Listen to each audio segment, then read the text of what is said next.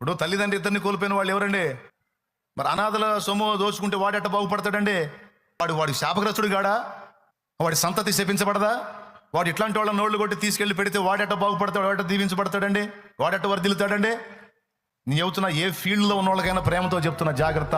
ఇవన్నీ దేవుడే చెప్పి రాయించాడు గ్రంథంలో. దిక్కులేని పిల్లలను, విధవరాండ్రను మీరు బాధ పెట్టకూడదు అన్నాడు.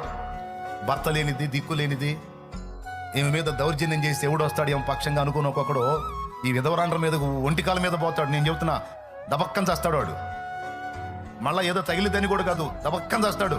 నేను చెప్పాలా మళ్ళీ నా మీద ఈ శాలేం రాజు ఇంతే అని అనుకుంటారు. నేను ఇంతే కదా, వాక్యం రా బాబా, వాక్యం చెప్పింది. నిర్గమాకాండం 22వ అధ్యాయం 22వ వచనం చూడు, ఉందో లేదో చూడు.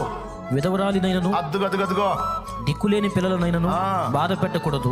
వారు నీ చేత ఏ విధముగానైనను బాధ నొంది నాకు మొర్ర కొట్టిన ఎడల నేను నిశ్చయముగా వారి మొరను విందును. అసలు డౌటే లేదురా, వాళ్ళు ఏడిశారంటే నేను వింటానన్నాడు.